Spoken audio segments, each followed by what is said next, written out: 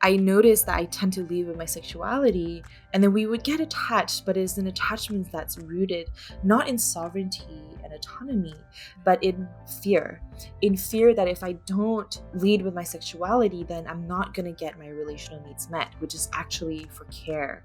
Hello, welcome back to the Souls Work podcast. I'm your host, Janice Ho, and I'm here with my beautiful guest, Denise Chang. Thank you for being here, Denise. It's so good to see you.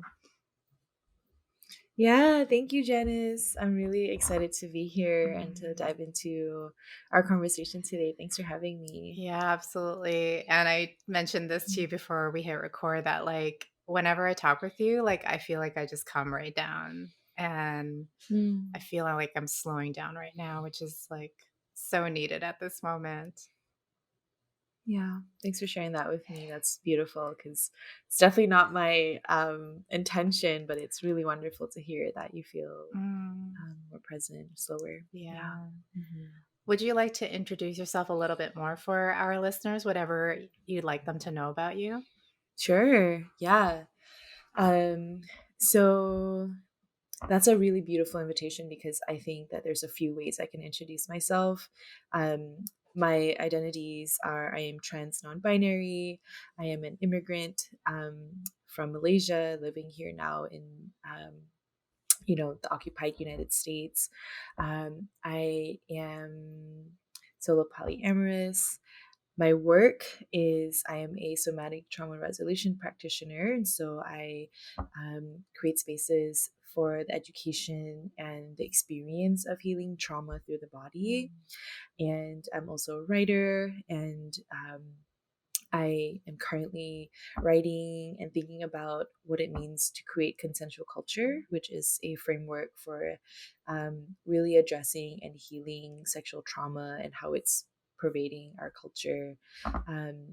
And yeah, I think that feels good for today as far as introducing myself. Yeah. Yeah. There's many more hats that I wear, but I'm sure if it's meant to be shared here, it will happen. Yeah. Absolutely. And we are going to dive into a lot of things today, or a few things, healing trauma Yeah. and your work around that, which does include this conversation around sexuality and erotic power, Yeah. as well as Yes. practicing solo polyamory, as well as relationship anarchy. I'm wondering if you feel drawn to starting in any particular place. Not really. I'm kind of curious, like what questions you have for me, and maybe that Mhm. might open something up. Yeah, well, Yeah. I've been really curious about seeing you posting on Instagram about your new program, Body Ecology. And if I wasn't Right. already doing all of the, therapist training stuff and emotional processing, I would be on that. I would be in that Oh. on that because it sounds Yeah. incredible. And all of this work Mm. around the body, the healing Mhm. through that piece, which I felt was Yeah. missing for me for so long. And then that was the missing Right. thing that really has led to so much transformation in my trauma healing journey. So I was just wondering if you could share more about this program, and I'm sure that will dive into all sorts of things about your work and kind of how it's a Yeah. culmination, I think, of a lot of things you've been doing over the past years, if I understand correctly. Yeah, absolutely. Yeah, thank you for starting there. That does feel like a really potent and like current moment experience of putting this offering out in the world. So body ecology is a phrase that I'm using to describe this modality that I'm developing for trauma resolution. So it brings together spirituality, animism, particularly, and nervous system intelligence. So I've done, training with somatic experiencing practitioners. I've had parallel to that spiritual teachers that I've been steeped in tantric, classical tantra, so not neo tantra, which there is a distinction, but classical tantra and Taoism for the last few years. And both these parts of my life were sort of running parallel to one another. And, they were kind of intersecting in my work, but I started to feel more recently in my client sessions, it's convergence and how I actually cannot separate them anymore. The more I inhabit my body, the more I am listening to the sensations and tracking um, the subtle body sensations that are giving me messages as an intelligence towards healing, right? I'm trusting that my body is signaling towards me that, hey, I have wisdom here. I want us to heal. And if I can listen to that, I can trust in the intelligence to move me towards healing. And that is inherently a spiritual experience as well. Mm. And so Mm. body ecology both holds that my body is of nature, Yeah. and therefore I can not only connect to the regenerative power of nature in my healing, but I can also call upon natural resources like, you know, forces of nature like the ocean, the sun. I can also call upon animals and trees to help me mirror my own capacity to live in harmony with um, my ecosystem. Now, it's a lot easier said than done because we live under conditions that are not conducive to that type of living. Yeah. And so when I think of embodiment, when I think of being in relationship to my body, when I think of having the capacity to not only listen to my body, but to honor it, that is a privilege to me because often I find that when we start to come into relationship with the body, we find that we've been exhausted. Yeah. We're numb, we're tired, we're overworked, we're burnt out. And so the process of deconditioning capitalism and all of the systems, right? White supremacy, cis heteronormative patriarchy, all of that lives in our body. And so to start to unravel that, it takes a lot. Yeah. It requires a certain quality of devotion, and it requires that I resource something bigger than those systems. And to me, that is my spirituality. That is my spiritual practice of looking to Guan Yin and to my teacher Rie Katagiri is a devotee of Shakti. So I've been working also with Shakti as this greater force of healing and power that we can resource in order to help support the body in healing. Um, so body ecology is an attempt to bridge these ideas together, Wow. into a container. Yeah. So much is happening for me right now. Oh, I hope I can remember all the questions, but I definitely would love to come back to maybe diving a little bit more into like what does that look like to really like connect with these bigger forces, like maybe even for you in your own Yeah. process, but Yeah. perhaps even before that, and you Mm. kind of already alluded to this, like what happens when we haven't been in Mm. connection with our body, and it sounds like maybe Mm. that was also your experience as well. Like can we go back a little Mm. bit to before you really started that long journey of Mm. devotion into coming back into your body? What Yeah. was it like for you before the healing Mm. process? Yeah. What comes alive for me in that question is I think back to the times when I was younger and remember feeling like my state of embodiment was always of contraction, of hiding, of repression, of making myself small. It was a quality of shame that would really close my heart and made me feel like I needed to either protect myself. And one way that form of protection showed up was to constantly berate myself, was to constantly punish myself for not doing things right, for not being the best at everything, or being good enough really for the love and the care that I needed as a kid.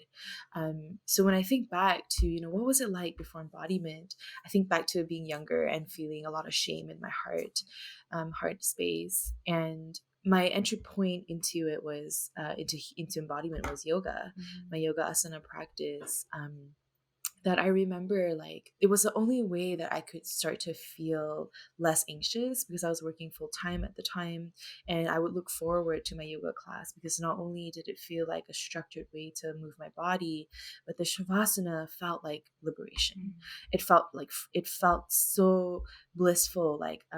It felt like a return to self because, there were all the muscles were opening, the fascia was being stretched, and the heart was invited to open. And so in those integration moments, I'm like, wow, like there's something really meaningful happening here.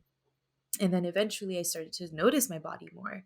I'd be like, sitting and watching TV, and then start to notice like, wow, like my entire body is tense. And so what would happen if I would just invite it to relax, and I could feel that as soon as I relaxed, an emotional quality would show up. So no wonder my body was always tense. No wonder I was always holding, because if I actually were to soften enough, I would then feel the amount of grief or pain or shame that was in my body. So that was scary, right, to be with. And so I would close up again. And it wasn't until 2019 when I met my teacher, Rachel Maddox, who invited me into the body through nervous system attunement.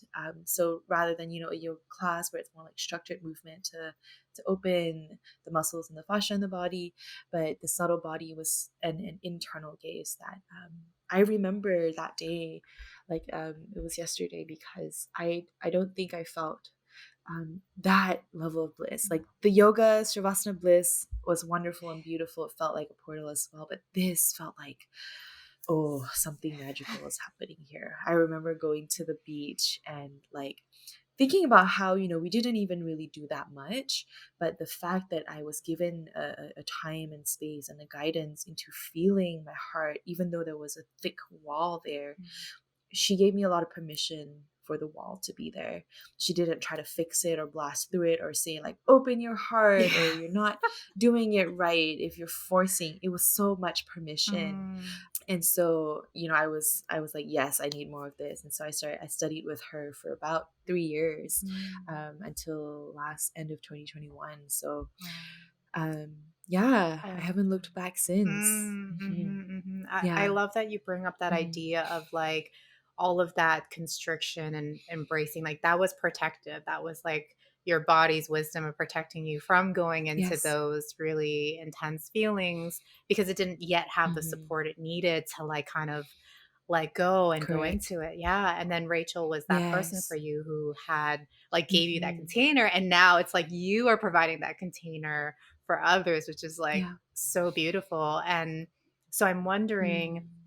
you've already worked with people in this capacity. And what are Yeah. some ways, because there's for sure the blissful opening, like Mhm. just this thing of like, Yeah. oh my gosh, like this is what it's all about. Yes. And it can also be Mhm. like so hard and it can sometimes Yeah. not feel good, like quote unquote good at all. And Mhm. Mhm. yeah, Absolutely. I'm wondering for you, even in your own experience or working with other people, like what are some things you kind of notice in that initial process of like the unthawing or like the coming back into? And what are some things Mm. that are maybe helpful for people to, maybe just have in Mhm. their minds that could help Yeah. them to start their own like embodiment journey? Yeah. Yeah, absolutely. I think that the first thing is to have tons and tons of self-compassion. I think that it can be very easy to blame ourselves for the way that we're feeling, when actually the the culture that we live inside of is one that continues to um, make us feel, or the nervous system of our collective is one of, we're all in fight or flight, we're Right. all attempting to survive. So having a lot of self-compassion and like whatever it is that you notice, loving that, like meeting that, letting that be okay rather than making it wrong, that is really the first thing. And then to resource something bigger than whatever that means to you. It can be a spiritual aspect. It can be like a lot of my clients who are newer to this work, they tend to resource like their pet or a tree outside the Yeah. window, or the ocean that they love. Like a lot of them have these beautiful landscapes that they feel safe inside of. And so allowing yourself to go there and just being, Yeah. letting that earth hold you. And once that process happens, like moving, harmonizing with that internal quality. So for example, if you feel like you're in a space, whether that's imaginary or real, where you're safe enough, and what you feel is say a tightness in your chest that makes you want to like get small. What if instead of trying to force it open, which I find a lot of like spiritual teachers and like practices Yeah. are about like the opposite, right? Okay, if it's let's try to open it, what if we could actually honor the wisdom in that and get small? Like Mm. what if you could get small and imagine that um there was an animal that could mirror that. So maybe like a turtle or a koala bear hugging a tree, right? Just so that it could Mm. feel protected.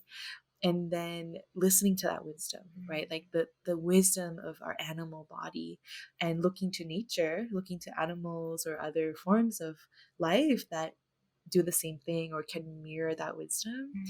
And then what happens? Yeah, so it's, it tends to be very unique to the person's experience, but when we harmonize with our instincts, Yeah. something really beautiful can emerge. Often as a practitioner, what I'm always listening for and looking for is, what is the need that's underlying that instinct? Mm. Right, as humans, we're very relational, and so often maybe there is a need to be held or a need to be seen and witnessed.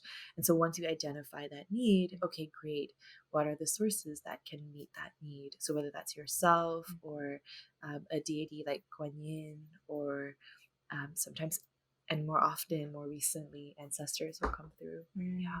Mm. Oh, I love that. Yeah. And it's reminding me of some Mm. of the work I've done with Amber McSeal from the Rooted Yes. Global Village, Mm. which is how we know each other. And Right. she does ancestral lineage healing sessions. So I've done a few with her where Mm. we do call in these bigger forces. So for me, it's the pine Yes. forest.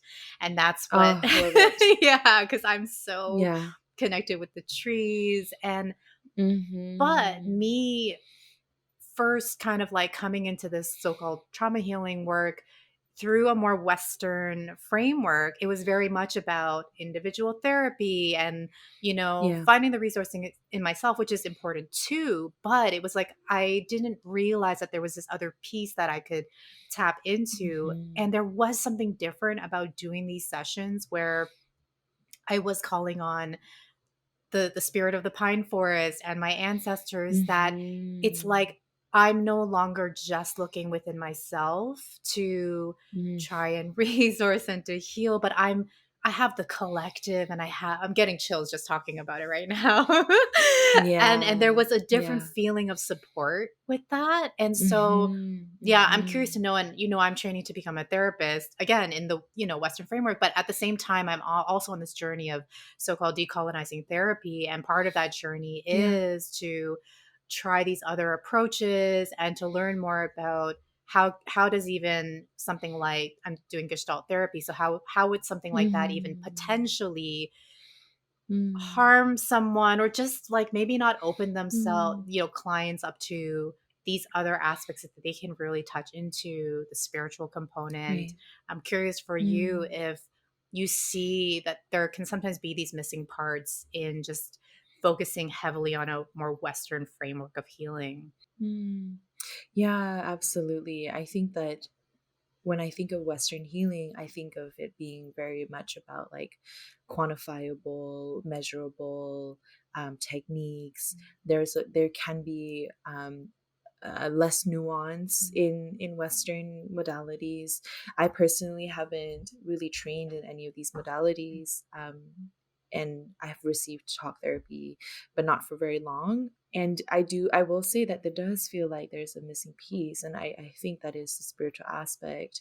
I first learned from Dr. Rosales Mesa that to decolonize is to remember the spirituality of our lineages. And so bringing in the spiritual aspect just felt like what was missing. It feels like it's needed in order for us um, to really expand our thinking beyond the Western approach. Um, yeah, Yeah. particularly because if you consider history, right, that Western modalities come from the people benefiting, white folks benefiting from appropriating and erasing, diminishing indigenous cultures. Yeah. And so to decolonize is to actually to center again these lineages as powerful. Yeah. Yeah. So I love that this podcast is the soul's work podcast, because it truly is soul work. Healing is soul work. And, prior to me being more focused on nervous system intelligence, my spiritual path, came about 2 years before that.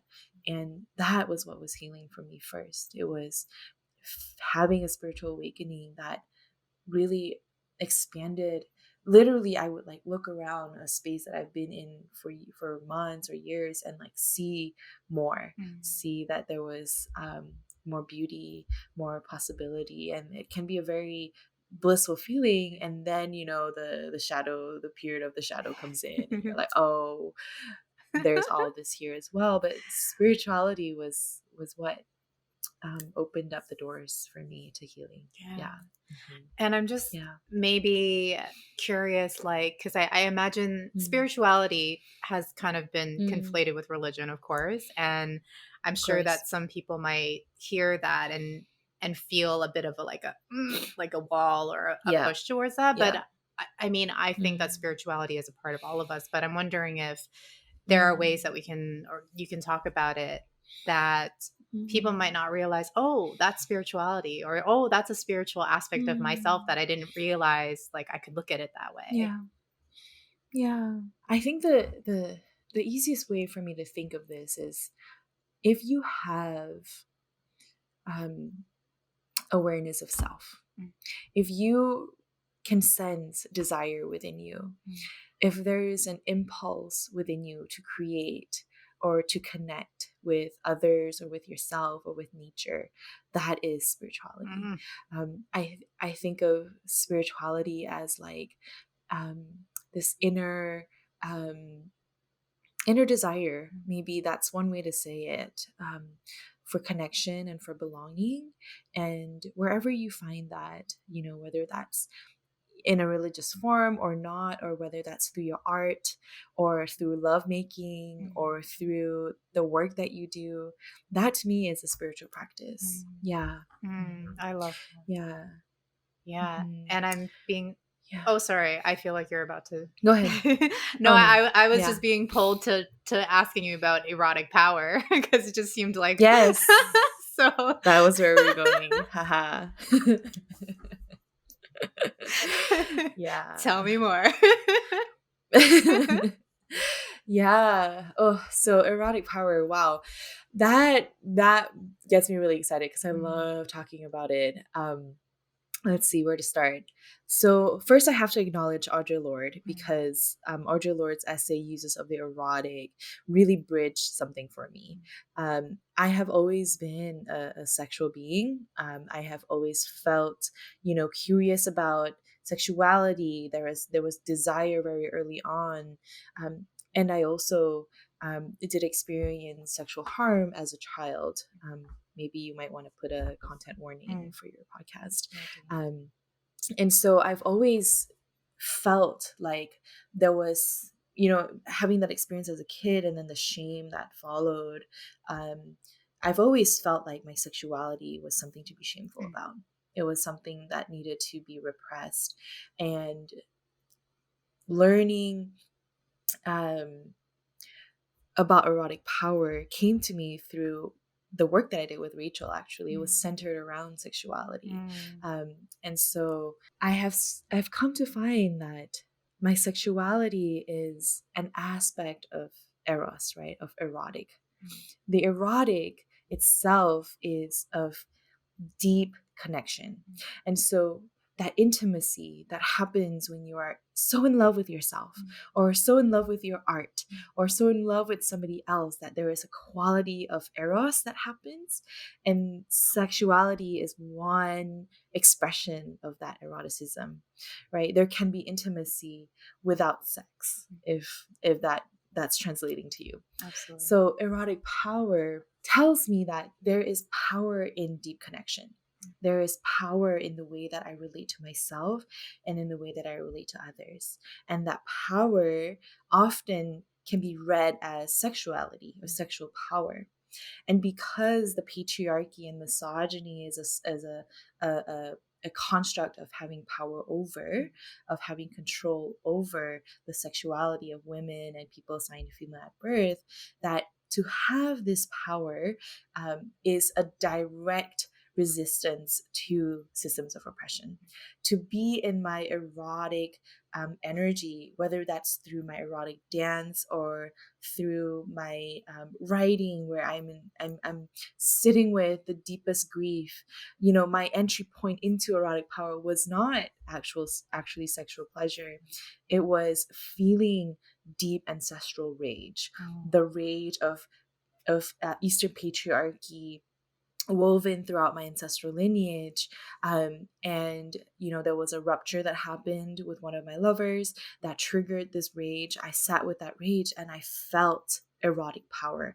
It wasn't power that was a turn on, but it was this deep capacity to be with such big rage. And I was resourced by Kali, who is my teacher. Riye is, she is a devotee to Kali, and so I felt Kali come in to really help me move through that rage. And I could feel a shift happening then. Suddenly, I just felt so much more aware of my capacity to be with such deep rage, but to also notice how my presence changed, the quality of my being, the way I breathe changed. Of course, there were many iterations of practice of growing capacity leading up to that moment. It's not an isolated moment. It is a moment that I can remember clearly because it was a pivotal moment. But there was a lot of work that led up to that moment. I want to say that because sometimes I think in spiritual healing work we look for the miracle, right?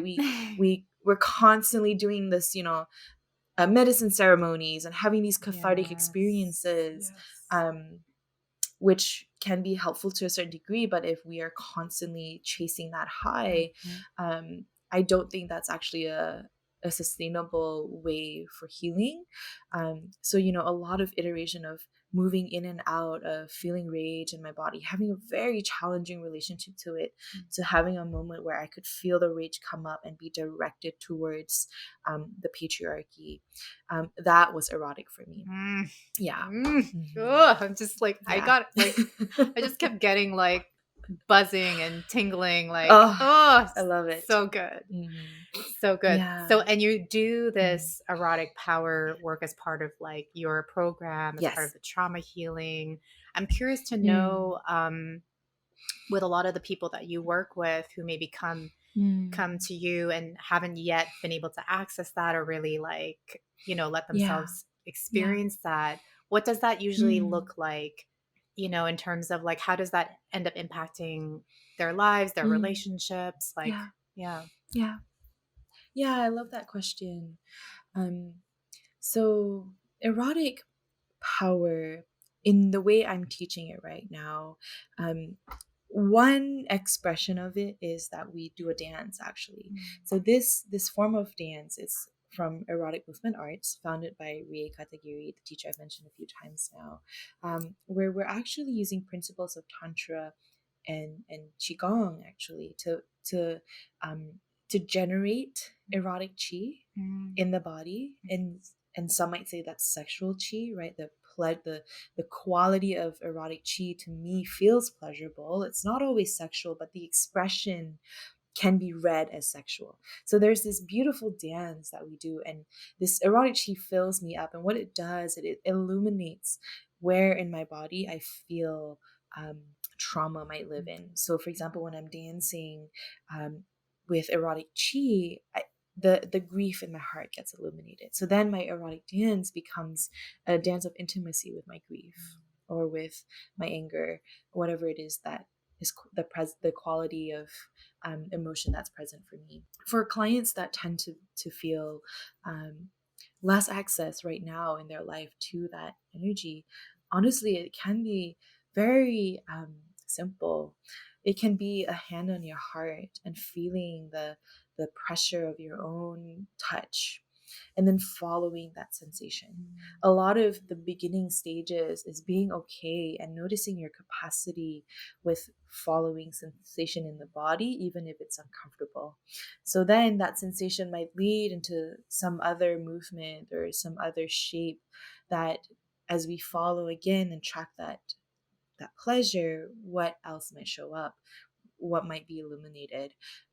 So that is one aspect. There's the movement aspect, and then there's also a way of approaching healing the erotic through receptivity. So receptivity is, we can understand it on an intellectual level as the more I practice receiving in my body, the more I am building the psychology that I'm worthy, that I matter, that my needs matter. And so the physiology of receptivity is, to me, this practice of surrender, of allowing. And so little by little, Chills again. Oh, yeah. How can I invite my clients to experience trace amounts of surrender? It doesn't have to be all the way full bliss. It can be, what if we contracted the feet and then softened them? What if we pulled up in the perineum and then relaxed it? What if instead of taking a breath, like, we allow the breath or we receive the breath? Like, the difference. So just little ways that we can both listen to the body as an oracle. This is where I'm at with my receptivity, as well as the vessel in which we can practice it. Yeah. oh. I can tell you are an amazing Yeah. teacher. I really sense that. Thank you. I feel like I'm getting a lesson right now. Oh my gosh. I feel Oh, very grateful. yeah. Thank you, Janice. Yeah, Thank you no, so much. thank you. And I'm looking at the time. I'm wondering if this is a good time to shift into talking about solo Yeah, polyamory, or if there's anything that you sure. want to add in terms of like the program and your teaching before we Mm. move on. How are you feeling? Yeah, no, thank you so much for that invitation. I'm really excited about this one-on-one mentorship because I'm looking for uh, folks like yourself, people who are therapists, coaches, facilitators, people who support others in transformation and healing, to experience this modality for themselves. And eventually, I want to create a facilitator training. I'm not sure yet when that will happen. That feels like big goals right now. But right now, I'm really interested in, like, having more folks experience this medicine. And then I am also currently working on the School of Consensual Culture, where I'll be teaching a lot of what we shared about today. So erotic power, how to heal trauma through the body. So definitely look out for those things if my work is of interest. Yeah. Yeah, and we'll link to all of that in the show notes for sure. So, Yes. Thank you. no problem. Solo polyamory. Yeah. What does solo polyamory mean to you? I've talked about it before on my podcast in Mm, an episode in season 3 that was all about solo great. polyamory, one of my most listened to Love it. episodes. But I'd love to know, what does that mean Yeah. for you? Wow. Oh, awesome. That's great to hear that as one of your most listened, because I think more and more people are interested in the concept of solo polyamory.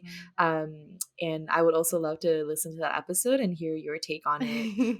Maybe you could share a little bit with me here too. But um, yeah, for me, solo poly is about building a secure attachment to myself. Um, and it is a paradox because having a secure attachment to myself is actually an embodiment of having secure attachment to my ecology, of my belonging. So, by secure attachment to self means that I know who and where to go to have my relational needs met. I have this relationship to myself in which I can understand qualities of my desire. So, for example, if I feel like I need to be held, I know who to go to. That's not necessarily a human. I can go to this tree that I have a relationship with. I'm in love with a tree. I love that. Yes, and I go there, and immediately, as soon as I place my feet on her roots, I just feel held. I just feel the sense of, like, oh, I can take an exhale. Or I go to Guanyin or to my ancestors. solo polyamory to me also means that my friends are like my lovers, like not like in a we actually make love kind of way, but like Yeah. I love my friends. Like I I know that my friends will take care of me in ways that sometimes I think we expect our romantic partners to do for us, Yeah. but isn't always the case. It isn't always within their capacity, perhaps, or it's not in their nature. But that doesn't mean that they don't love us or that there isn't a quality of romance. But I can sense that, oh, my desire for care can be met in many different ways. My desire for my need for relational connection, so there's somebody relate to me on this, I know who to go to. Yeah. And it also does look like prioritizing my relationship to self because I have codependent tendencies. um, yeah, so solo polyamory really supports me in noticing where my attachments are starting to happen, and how and why. So example, when I was dating men, I would find that the way in which I would go about creating an attachment, because having attachment is a human need. We're wired towards attachment. We're wired to have, to use the words more specifically to attachment theory, secure base and safe haven, right? Right. So to say that I want that is great. Of Yeah. course, I'm a human. I need that. But when I attempt to create that with my romantic and sexual relationships with men, I tend to lead with my sexuality. I tend to lead with this erotic power. I'm using that on purpose because power can be misused. Right. Power can be used to gain something that we desire. So I noticed that I tend to lead with my sexuality, and then we would get attached, but it's an attachment that's rooted not in sovereignty and autonomy, but in fear. In fear that if I don't lead with my sexuality, then I'm not going to get my relational needs met, which is actually for care, and for like reliability, reciprocity, consistency. Yes. Those are the actual relationship needs. But my codependent trauma response is to use sexuality to try to get those needs met. Yes. You know, Yes. so there's a lot that I'm still learning as far as my practice of solo polyamory goes. Yeah. Any parts of that relate to Oh, you? I'm curious so how your much. relationship to solo poly might have changed. Yeah. Oh, and I keep getting chills throughout this whole conversation. I just have to say, like, it's just, yes, I'm feeling it. Mm. I'm feeling it. Mm-hmm. I think Yeah. two big things. So one, Mm. the codependency piece, and I'll come back to that in a sec. But the way that you Mm. describe, kind of having your relational needs met by Yeah. so many different sources, and it doesn't even have to be Right. human. That really reminds me of Mm-hmm. relationship anarchy in a way. Like, Right. because I can Mm. imagine that we can practice solo polyamory, but not necessarily even be Yes. exploring those kinds of things. So it's beautiful how Yep. we even start to break down this sort of like normative idea of what it Mm. means to be in relationship, and what Right. constitutes a valuable relationship where we can, feel Mm. intimacy and loved and held and all of these things. So I really love how you're like broadening that. And Yeah. that's something that I've been also practicing a lot more. And Mm. Mm. that's directly related to the whole codependency thing, because Right. I definitely used to be very codependent towards my monogamous relationships, Mm. romantic relationships. Yeah.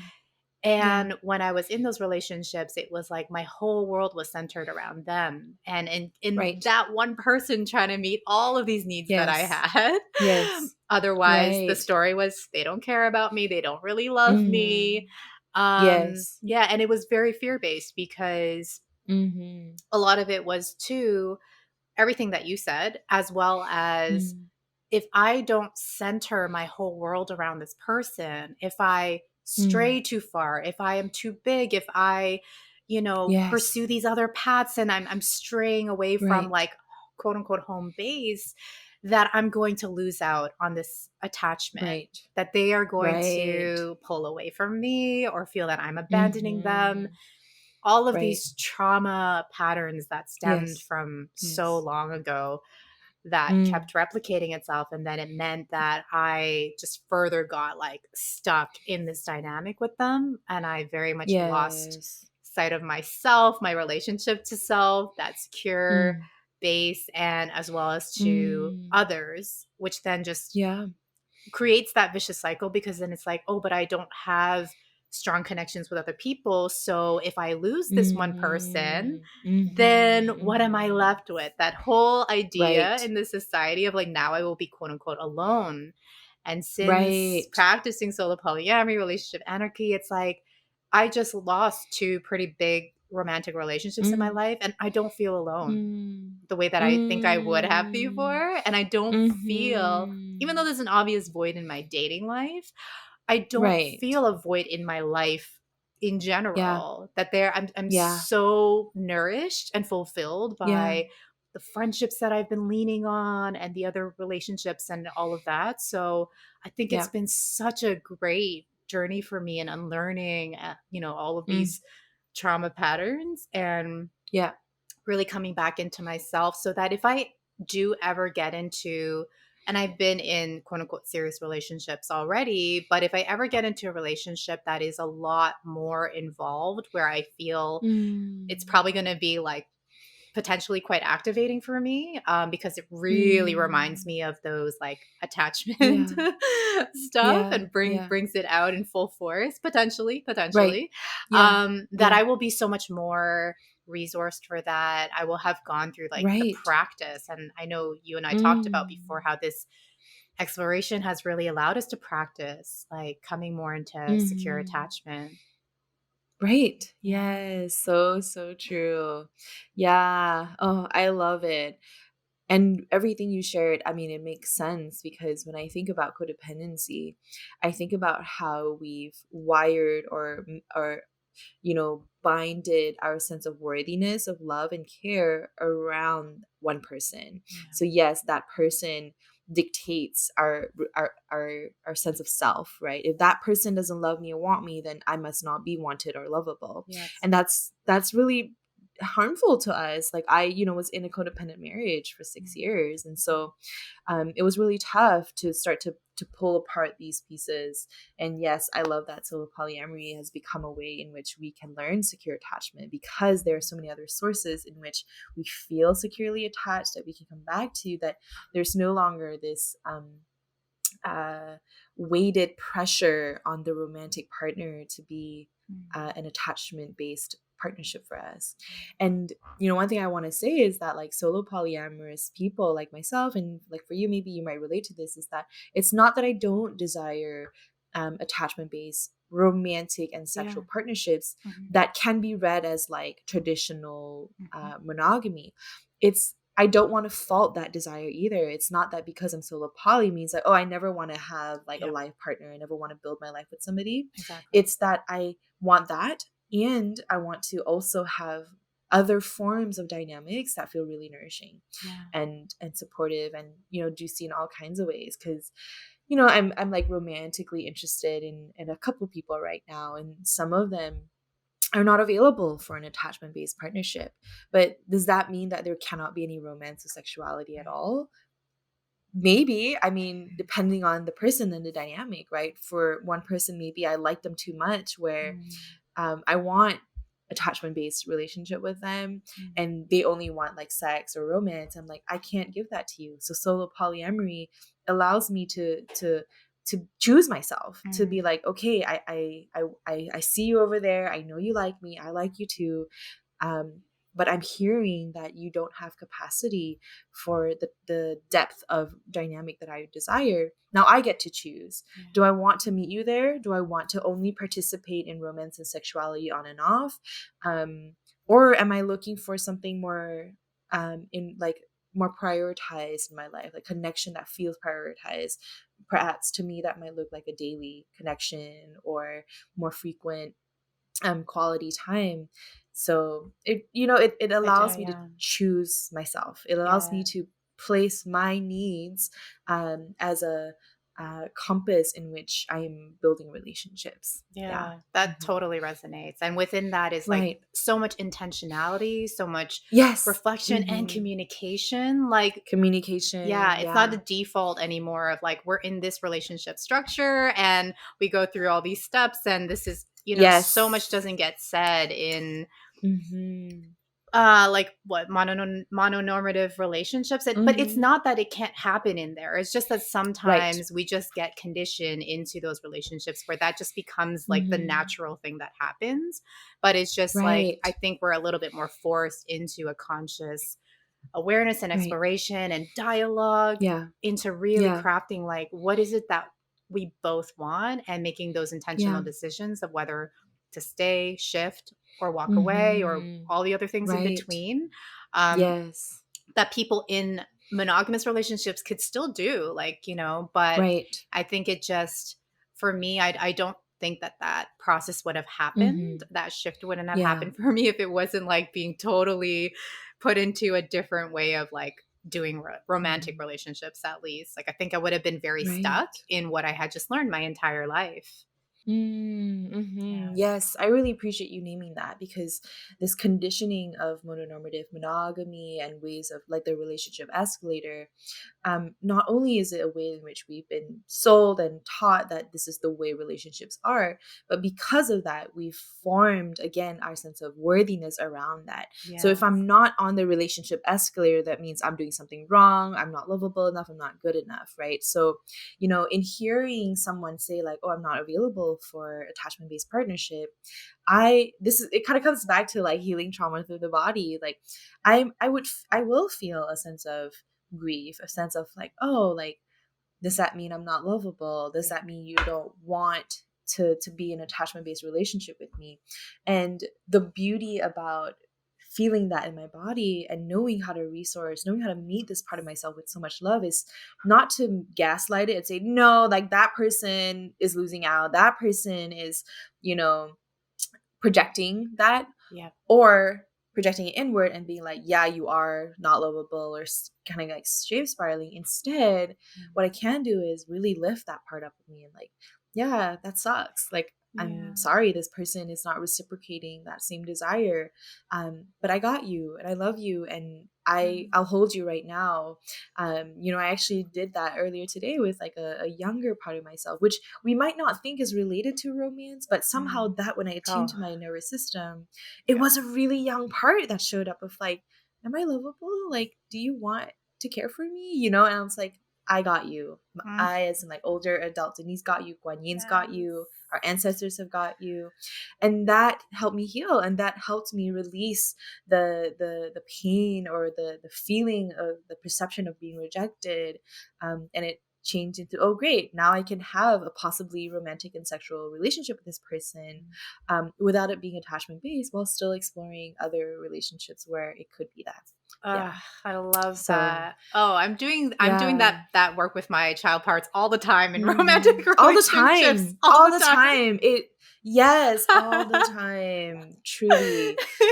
And yes, and this is why I feel like we have to resource Yeah. ancestors and land and spiritual resources, because humans are imperfect.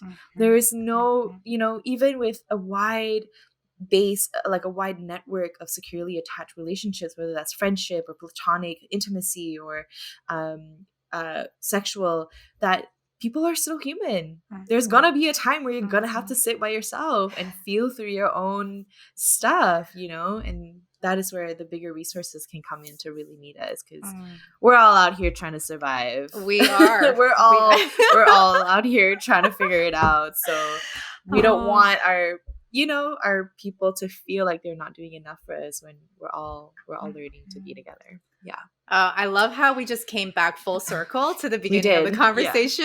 I love it. And I'm just seeing we have a few minutes left. So maybe to sort of like Yeah. start kind of wrapping Mm. things up, like, Yeah. I mean, I want to ask if there's anything that we didn't cover that maybe is still left Mm. for you, and or Mm. if in kind of going through all of the things that we talked about, what are you kind of looking forward to in, as you move Mm. forward in your journey with all of this, like for yourself personally? Yeah.